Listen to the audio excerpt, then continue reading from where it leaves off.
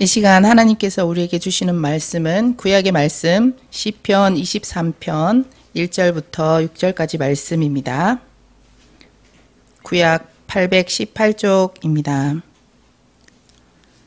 시편 23편 1절로 6절 말씀.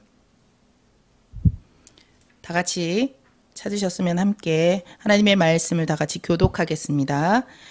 여호와는 나의 목자시니 내게 부족함이 없으리로다.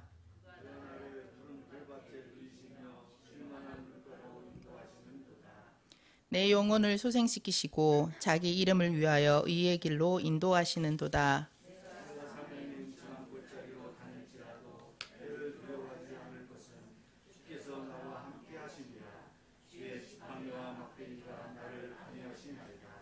주께서 내 원수의 목전에서 내게 상을 차려주시고 기름을 내 머리에 부으셨으니 내 잔이 넘치나이다.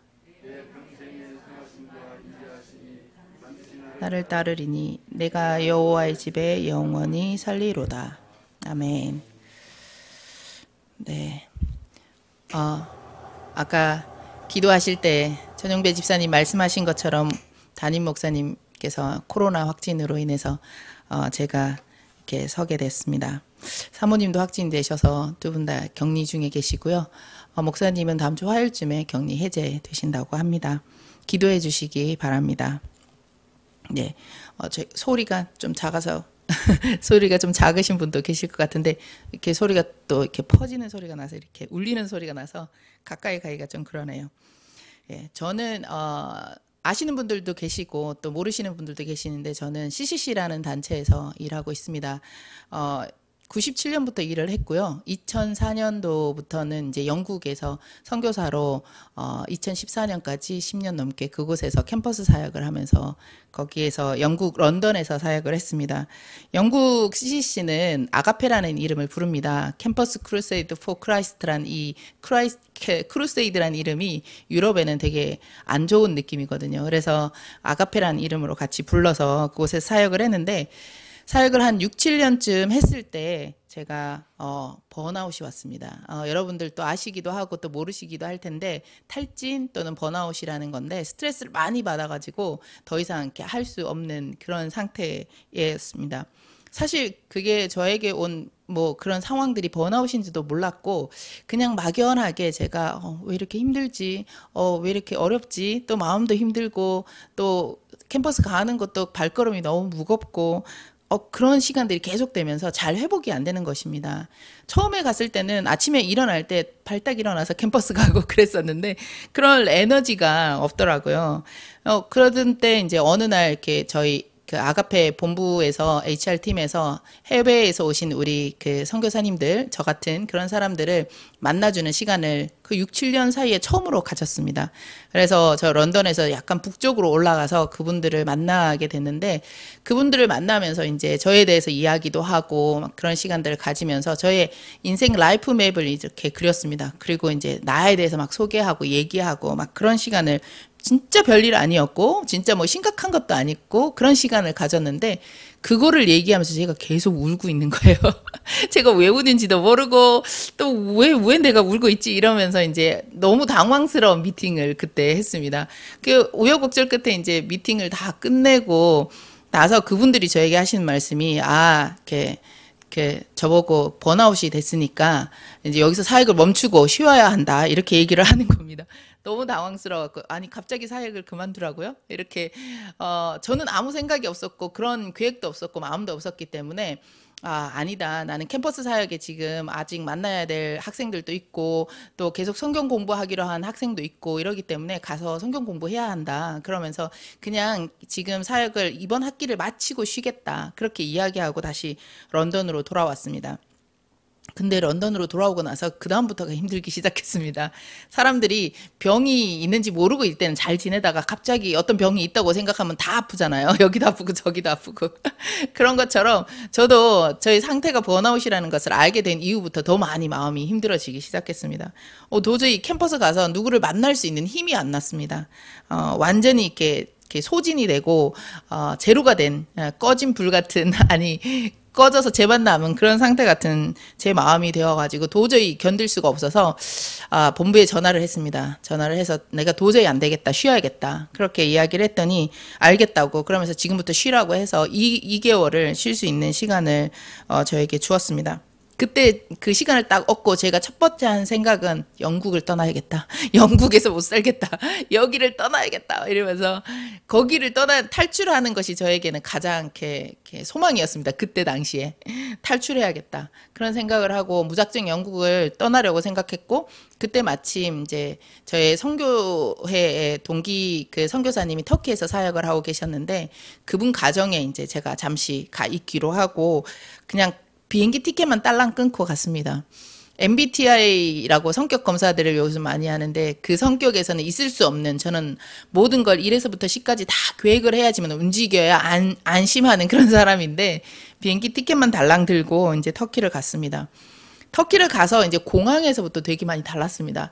그 터키에 가서 이미그레이션에서 거기에 직원이 앉아서 이제 도장 찍어주고 하는데 거기 남자분이 제 한국 여권을 딱 보는 순간 너 한국에서 왔냐고, 우리 형제 나라에서 왔구나, 너는 정말 환영한다, 우리 터키에 와고 정말 행복한 시간을 갖기를 원한다 막 이러면서 저를 엄청 환영해 주는 거예요. 그래서 아니 이 사람이 나를 알지도 못하는 처음 본 사람한테 이렇게 환영을 해주다니 이러면서 너무 새로웠습니다.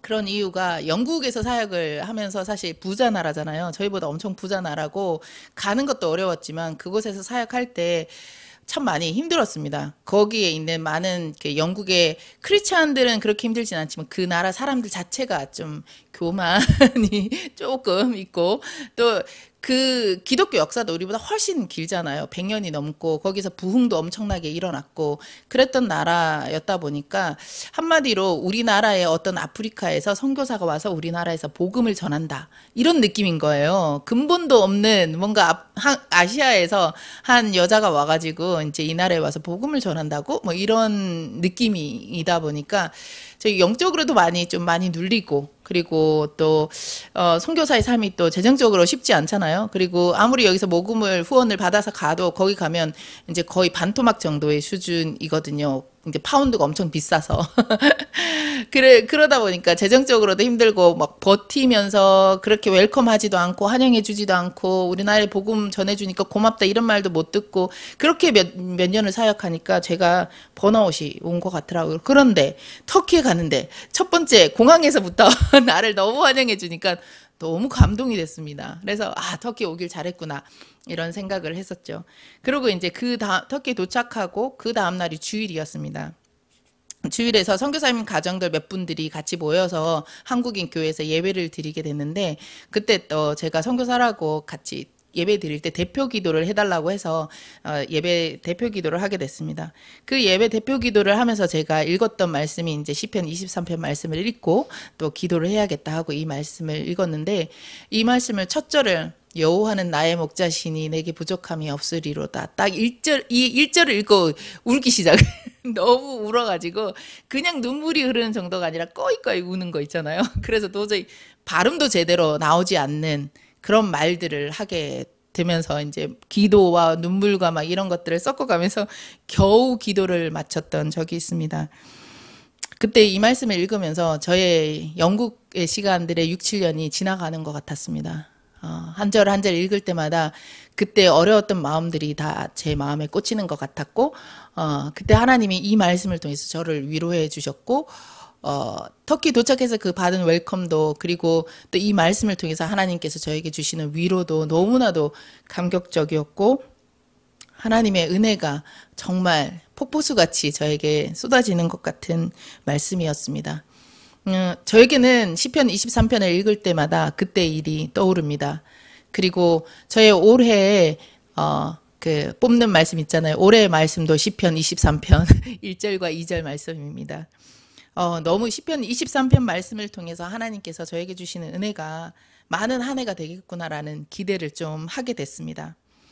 오늘 본문 말씀은 사실 그리스도인들이 정말 잘 알고 암송하고 또 즐겨 말씀을 많이 듣는 그런 말씀입니다. 그리고 어릴 때도 많이 외우기도 하죠. 그런데 제가 예전에 한번 금요 기도회 때도 이렇게 말씀드린 적이 있는데 제가 이 말씀을 뽑고 나서 가장 저에게는 방점이 됐던 말씀이 부족함이 없으리로다 이 말씀이었습니다.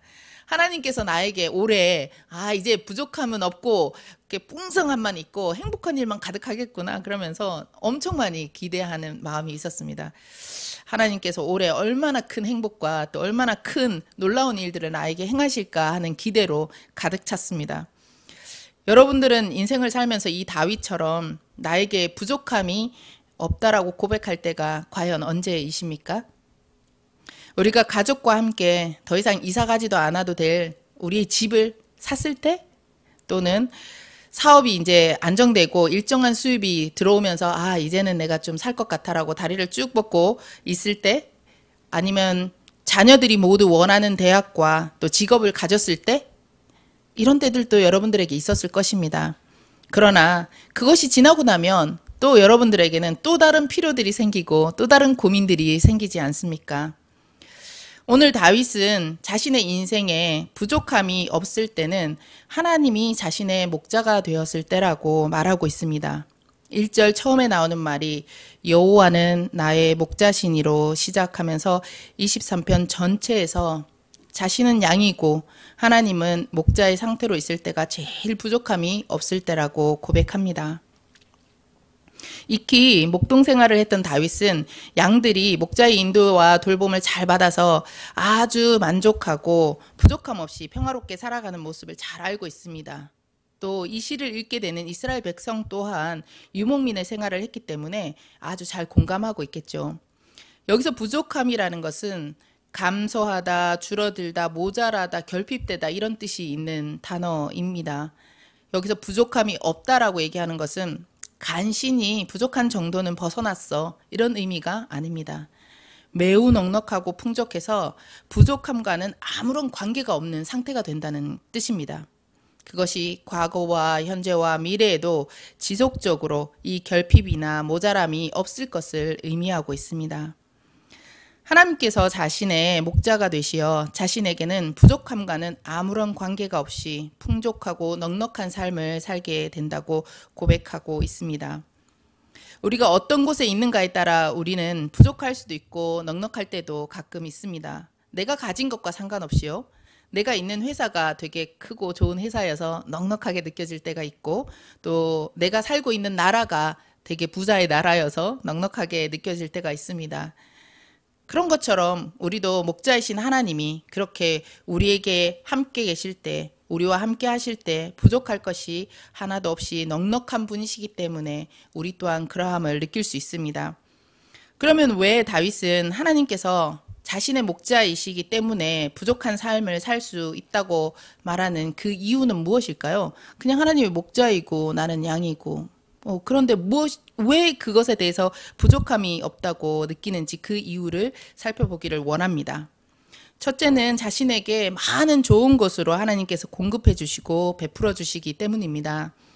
하나님께서 베풀어 주시는 것은 먼저 인생의 기본적인 필요를 공급해 주셨습니다. 2절에 구체적으로 어떤 필요를 공급해 주셨는지 말해주고 있는데, 그가 나를 푸른 초장에 누이시며 쉴만한 물가로 인도하시는 도다라고 하셨습니다.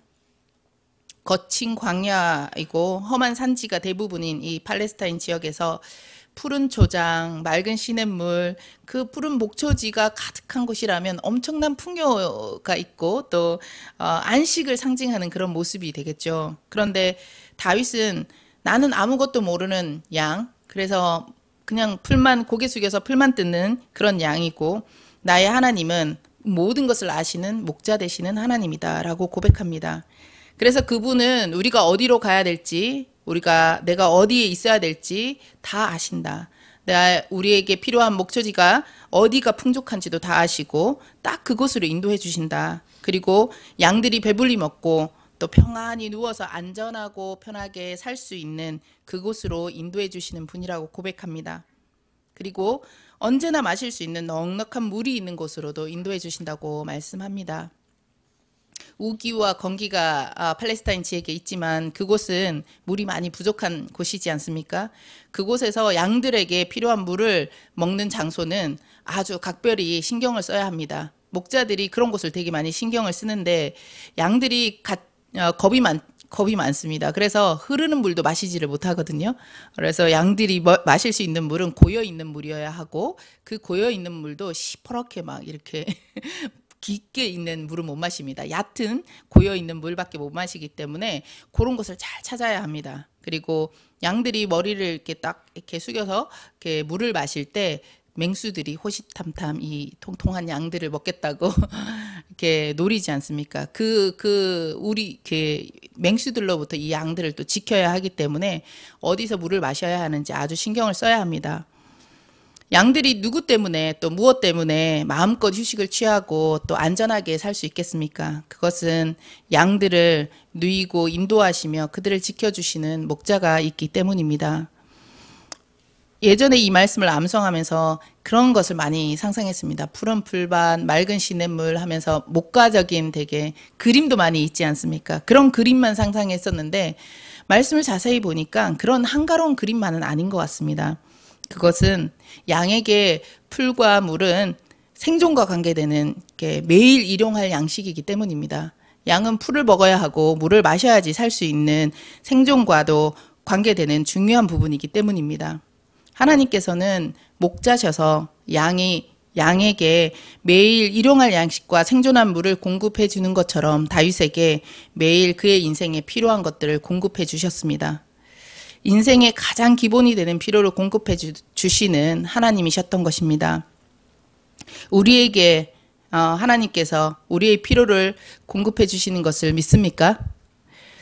제가 어릴 때 교회 간다고 하면 저희 부모님이 안 믿으셨을 때 혼내시면서 하셨던 말씀이 교회 가면 밥이 나오냐 떡이 나오냐 그런 말씀들을 많이 하셨습니다. 그러면서 내가 너를 먹이고 내가 학교 가는 것도 다 돈을 대주는데 교회 가서 왜 거기서 시간을 보내냐고 혼을 내시면서 그러셨습니다. 그럴 때 저는 부모님이 저를 먹이셨기 때문에 어쩔 수 없이 아무 말도 하지는 못했습니다.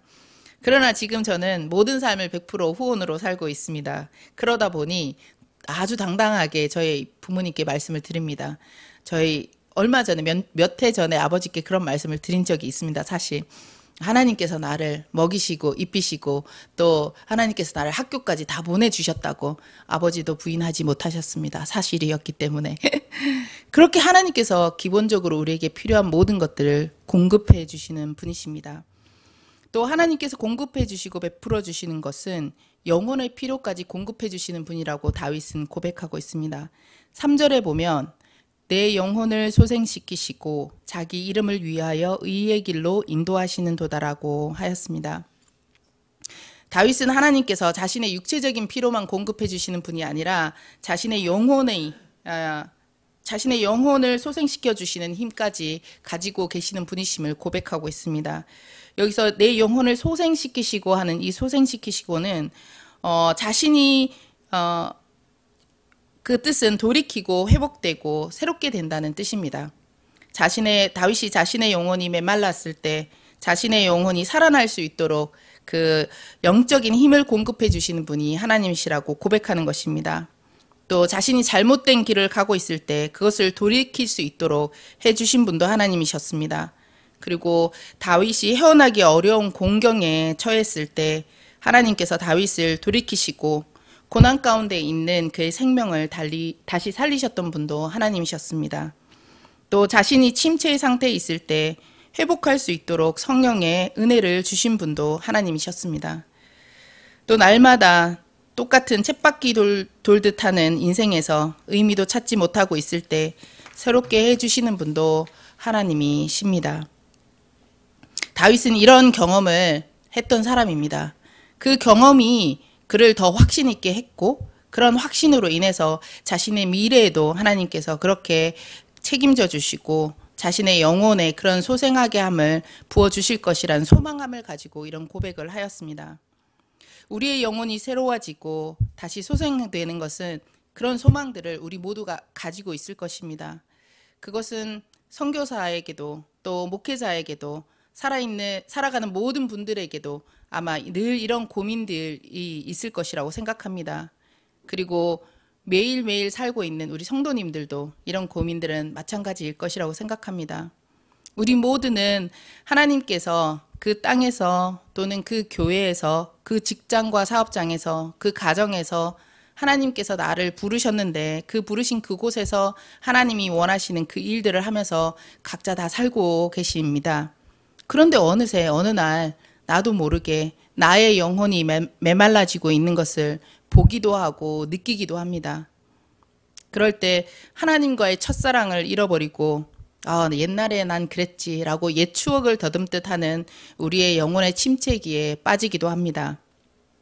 그럴 때 우리는 해야 할 일은 자신이 해야 할 모든 일들을 해야 하는 모든 일들을 내려놓고 하나님께로 돌아가는 것입니다.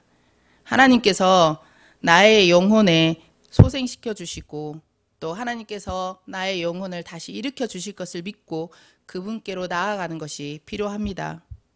내 모든 것을 내려놓으라는 것은 직장도 그만두고 집도 나가서 교회나 아니면은 뭐 산속에 가라는 뜻이 아닙니다. 내가 손에 잡고 있는 것을 내려놓아야 합니다. 여러분들이 손에 잡고 있는 것은 무엇입니까? 내가 해보겠다 또는 내가 할 수 있다 아니면 돈만 있으면 해결할 수 있다 아니면 누군가가 내 뒷배가 되어주면 이 모든 것이 가능할 텐데 하는 것을 여러분들은 손에 잡고 있지 않습니까? 그것을 내려놓고 하나님을 잡으셔야 합니다. 어린아이가 사탕을 양손에 잡고 있다가 맛있는 초콜릿을 딱 보는 순간 이 상황을 어떻게 해야 될지 알지 못해 하면서 힘들어하는 경우가 있습니다. 이 초콜릿도 잡고 싶고 사탕도 잡고 싶고 둘 다 잡을 수가 없습니다. 사탕을 내려놔야 초콜릿을 잡을 수 있습니다. 여러분들이 가지고 있는 것은 무엇입니까? 여러분들이 잡고 있는 것은 무엇입니까? 아주 간단한 부분입니다. 하나님께서 다윗의 영혼을 소생시켜 주신 것처럼 우리의 영혼도 소생시켜 줄 줄 믿습니다. 다윗의 영혼을 소생시켜서 그 영혼이 하나님과 동행하였던 것처럼 우리도 하나님과 동행할 줄 믿습니다.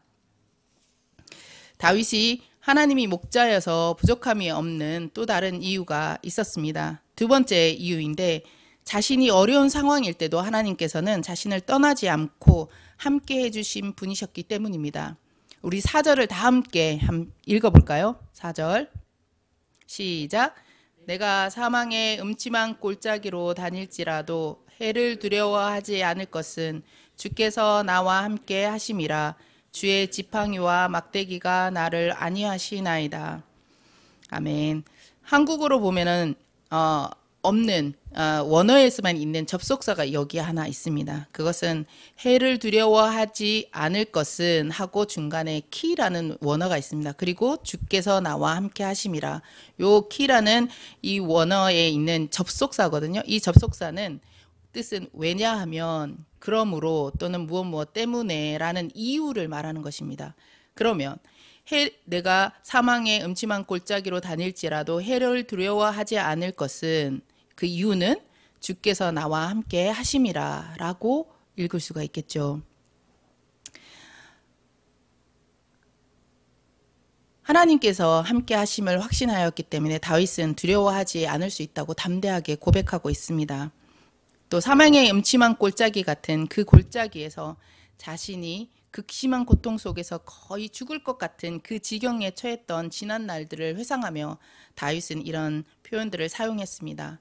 다윗은 자신의 생명이 늘 위험에 처해 있었던 적이 많이 있었습니다. 왕이 되기 전까지.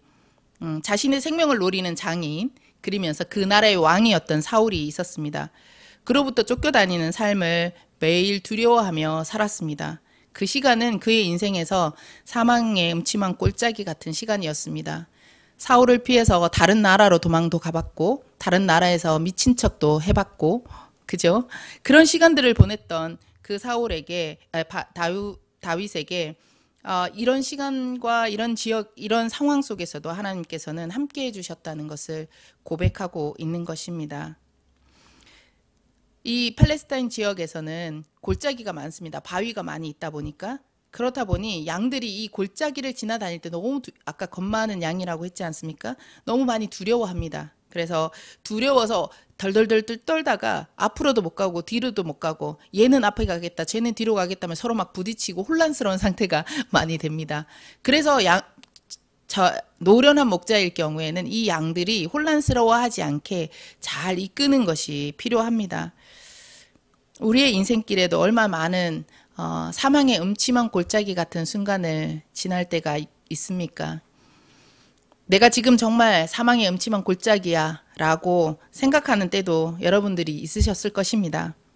그리고 물 한 방울도 없는 사막 같은 곳을 걷고 있다라고 생각되는 그런 순간도 있으셨을 것입니다. 또 내 주위의 모든 사람들이 나를 바라보면서 너 잘 되나 보자라고 하는 것 같은 그런 때도 있으셨을 것입니다. 아까 제가 번아웃 되었던 그 순간처럼 도저히 한 발자국도 걸을 수 없는 그런 순간도 있으실 것입니다.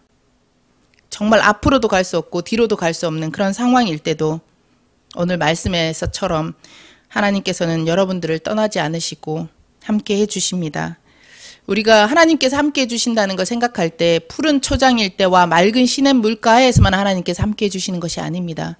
하나님께서는 여러분의 그 극심한 사망의 음침한 골짜기를 지나는 그때 또 함께 해주십니다. 특별히 우리가 어렵고 힘들 때 여러분들에게 같이 있어줬던 사람들이 찐사랑이라고 얘기하잖아요. 하나님께서 정말 우리를 사랑하시는 것을 알 수 있는 것이 그 시간을 여러분과 함께 해주시는 진정한 하나님의 사랑을 이해할 수 있을 것입니다. 여기서 하나님께서 떠나지 않는다고 말씀하신데 이 떠나지 않는다는 것이 막연하게 우리가 주위 사람들이 힘들 때 그래 내가 너를 위해서 기도해 줄게 하는 그 멘트 한마디 하는 것으로 끝나는 것이 아니라 하나님께서는 구체적으로 어떻게 떠나지 않은지 그 위에 말씀하고 있습니다. 주의 지팡이와 막대기가 나를 안위하시나이다라고 말씀하고 있습니다. 어두울 때 아무것도 보이지 않을 때 지팡이와 막대기가 있으면 얼마나 많은 도움이 됩니까? 바위가 있거나 장애물이 있는지 톡톡 쳐보기도 하고 아니면 줄이나 나무가 있는지 이렇게 지팡이나 막대기를 통해서 걸릴까 먼저 이렇게 짚어보기도 하지 않습니까? 내밀어 보기도 하고. 그런데 이 본문의 말씀에서는 그런 일상생활에서의 지팡이와 막대기도 있지만 더 중점적으로 악한 세력으로부터 보호해주는 지팡이와 막대기 같은 역할을 하는 것입니다. 사망의 음침한 골짜기 그런 상황일 때 주님이 지팡이와 막대기처럼 이 어두운 상황 속에서 여러분의 손을 잡고 함께 싸워주신다는 것입니다. 지팡이를 잡고 싸워야 되지 않습니까? 하나님이 여러분들에게 그 역할을 같이 해주신다는 것입니다. 하나님이 여러분의 손을 잡고 같이 싸워주시는 거고 여러분께서 하나님이 함께 싸워주시는 것들 또한 경험하게 되실 것입니다. 그렇게 해주시는 것을 여러분들은 혹시 느껴보셨습니까? 아, 내가 하고 있는 것이 아닌데 누군가가 대신 이 시기를 잘 넘어갈 수 있도록 싸워주고 있는 것 같아. 그래서 내 마음이 알 수 없게 평안해. 이런 경험들을 해보셨습니까? 그리고 목자가 양이 더 빗나가지 않도록 이렇게 툭툭 치는 거 있잖아요. 그렇게 길을 제대로 가라고 하나님이 나의 길을 제대로 가라고 툭툭 쳐주는 것 같은 그런 상황들을 경험해 보신 적이 있으실 것이라고 생각합니다.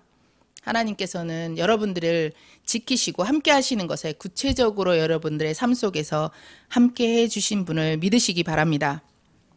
그리고 마지막으로 다윗은 여호와 하나님께서 목자 되셔서 부족함이 없는 이유를 6절에서 말씀하고 있습니다. 6절 함께 같이 읽어보겠습니다. 시작. 내 평생의 선하심과 인자하심이 반드시 나를 따르리니 내가 여호와의 집에 영원히 거하리로다. 아멘. 그 마지막 이유는 인생의 마지막까지 하나님께서 반드시 함께 하실 것이고 그 이후에도 여호와의 집에 자신이 거할 것에 대한 확신을 다윗은 가졌습니다. 여기서 선하시다는 것은 원어로는 토부라는 뜻인데 이 단어는 창세기에서 하나님께서 천지 만물을 창조하신 이후에 좋았더라 할 때 그 좋음의 단어입니다. 그것이 하나님께서 여기서 말하는 선하심인데 여기서 선하심이란 뜻은 하나님의 뜻과 목적에 맞는 것을 의미합니다. 그리고 인자하심이라는 것은 헤세드라고 많이 들어보셨을 것입니다. 하나님이 택한 자에게 대한 변함없는 사랑을 나타내는 뜻입니다. 다윗은 자신이 환난과 또 어려운 상황에 처했을 때 하나님께서 선하심과 인자하심으로 자신을 평생도록 함께 해주신 분이셨다는 것을 고백하고 있습니다. 최근 한국에서는 선교사님들의 은퇴에 대한 관심들이 점점 많이 높아지고 있습니다. 각 선교단체나 교회에서 파송한 선교사님들이 있지 않습니까? 한국 기독교가 한참 부흥을 했을 80년대 막 이런 때, 70년대 후반, 막 80년대 초 때 이렇게 파송했던 선교사님들이 이제 은퇴를 하시는 시기가 되셔서 한국으로 돌아오셔야 됩니다. 그러다 보니까 이분들을 어떻게 해야 하는가 하는 초관심사들이 좀 많이 있습니다. 은퇴를 하셔야 되는데 사실 선교지에 계시는 선교사님들은 별 관심이 없습니다. 은퇴에 대해서. 그래서 내가 은퇴가 언제인지도 모르고 그냥 사역에만 열심히 하실 때가 참 많이 있습니다.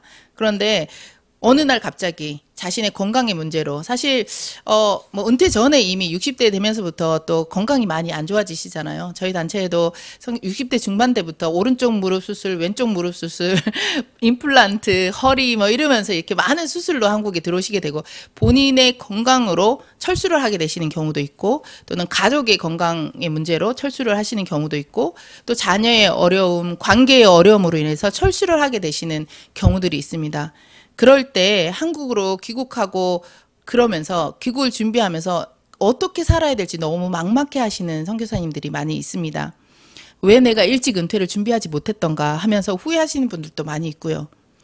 저는 그런 일들을 하고 있거든요. 이렇게 저희 단체에서 또 선교사님들을 파송하고 파송부터 은퇴까지 그분들의 삶의 구비구비에 필요한 돌봄들이 있는데 그런 돌봄들을 지금 제가 하고 있는데 그래서 선교사님들에게 은퇴를 준비하도록 계속 말씀드리고 은퇴를 위해서 교육도 저희들은 준비되어져서 작년부터 진행하고 있습니다.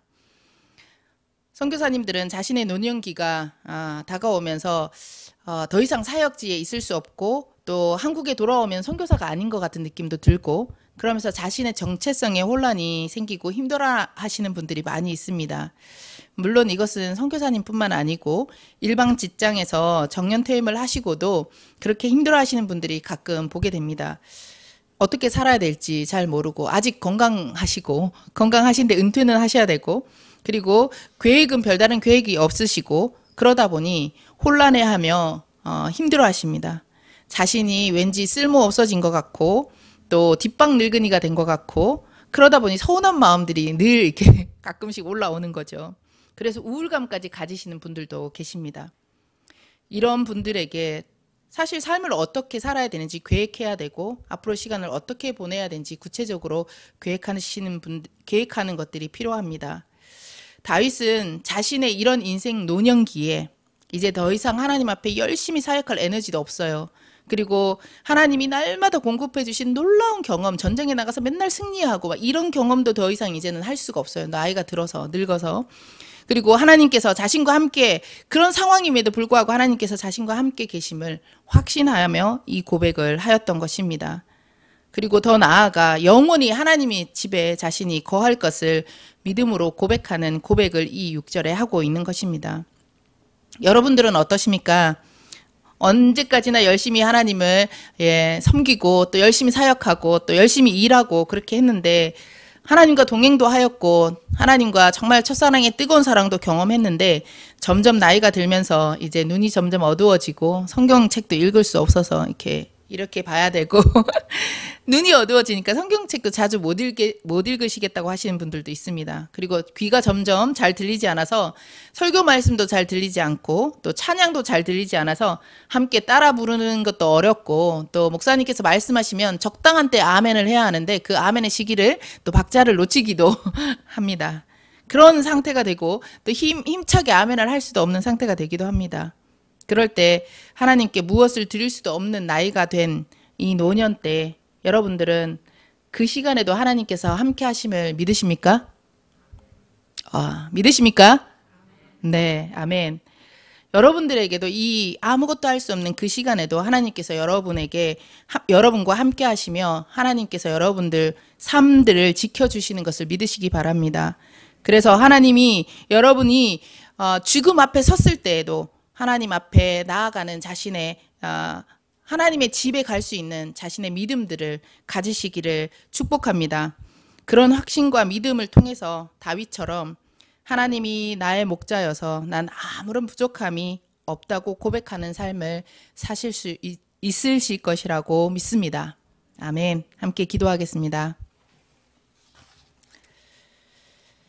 사랑하는 하나님, 우리에게 목자 되어 주시고 우리가 연약하고 우리가 힘들고 지치고 또 낭망되는 순간에도 함께 하시고 떠나지 않으심을 감사합니다. 그리고 우리가 늙어 하나님 앞에 드릴 것도 없고 하나님 앞에 무엇인가 내어놓을 만한 열정적인 것도 없는데도 하나님께서 저희들과 여전히 함께 하시고 지켜주심을 감사합니다. 우리가 죽은 이후에도 이 땅에서의 삶이 끝나고 그 이후에도 하나님의 집에 우리가 거할 것을 믿고 감사드립니다. 하나님께서 저희 목자 되셔서 처음부터 우리를 구원하여 주신 그 순간부터 죽음 이후까지도 영원히 하나님과 목자와 양으로 살아갈 수 있는 저희가 되게 하여 주시옵소서. 그래서 오로지 주님만 의지하며 나아갈 수 있는 우리 모두가 되기를 간절히 소망합니다. 이 모든 말씀 예수님 이름으로 기도드립니다. 아멘.